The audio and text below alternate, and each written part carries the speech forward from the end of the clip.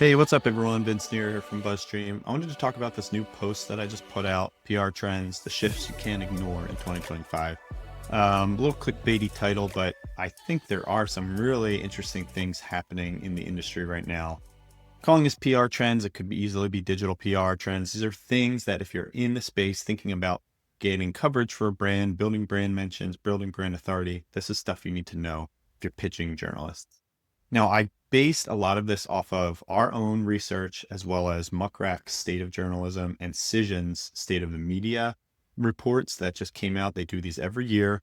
Um, these past 2 years, there was a lot of overlap. So I was able to kind of track changes year over year more clearly. So that's kind of what I'm going off of here. And I'm going to kind of go through some of these more quickly. Number one, social media is less critical to journalists for producing work, but it's still crucial for promoting work.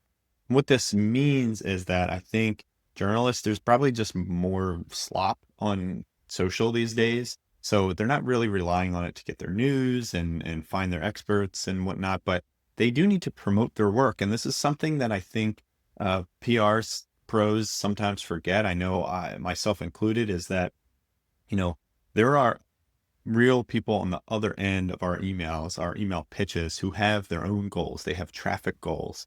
They want to drive visibility to what they're doing, and they're trying to do it via social media. They're trying to promote their own work.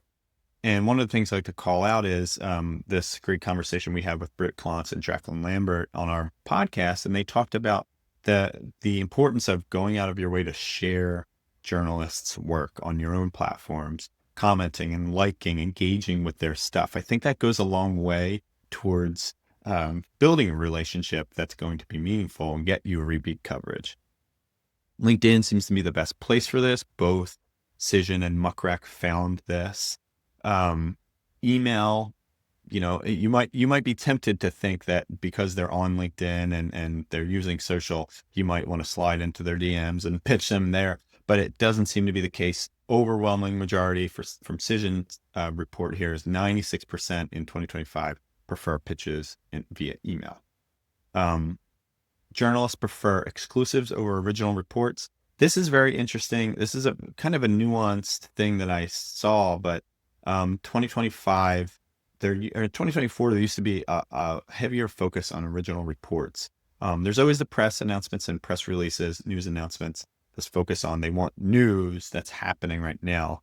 But also this idea that like original reports are becoming less important potentially.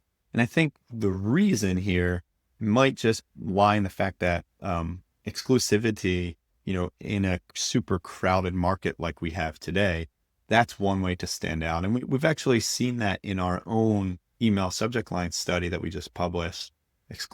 Mentioning exclusives in the subject line gets you a much higher open rate and reply rate than the emails that do not include the word exclusive in there. So just might be that journalists are really looking for ways to stand out.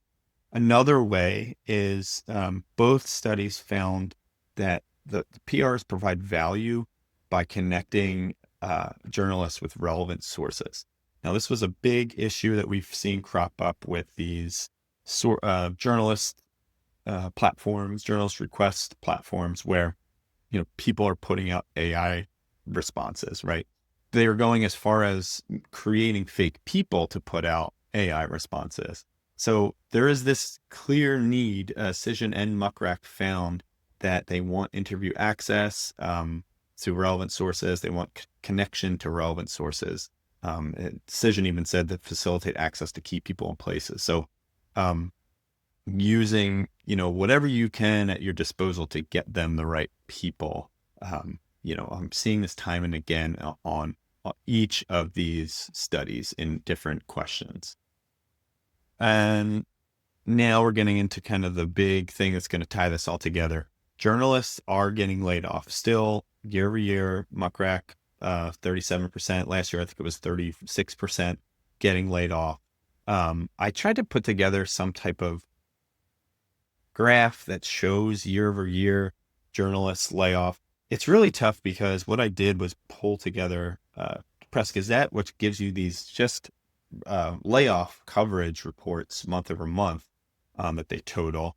So it's a loose total. And then Challenger Gray and Christmas also has these loose totals from 2022 and 2023. And that's what kind of helped me put this together. And you're kind of seeing this decline, although the year to date is almost up to what it was in 2022. So we're like halfway through the year here. So there's a chance that this will go up, but it's lower than it was at the same time in 2024. But the fact of the matter is they're still getting laid off. So the journalist pool is definitely shrinking. It's, and what this is showing, couple that with number 7 here, which is that the number of journalists, the number of pitches they're receiving has grown. So you're seeing journalists getting laid off, but you're seeing a lot more pitches coming to these journalists, right? So, smaller pool, more competition. You're seeing in Muck Rack here, the 6 to 10, 11 to 20, 21 plus buckets of pitches per day has increased year over year. Same with Cision, the 51 to 100, 101, 51 to 100 has increased, the 1 through 50. This is per week. So there is this increase in pitches, and unfortunately, what seems to be happening is there's an increase in irrelevant pitches, which makes sense, right? You're seeing a lot more influx. We're seeing a lot more people who are interested in digital PR. Agencies that weren't talking about it are now offering it. Everyone wants to jump on this brand mentions bandwagon and try to show up in AI. And this really stood out to me. Muck Rack found that 47% seldom or never receive pitches relevant to what they cover. That is just astounding to me.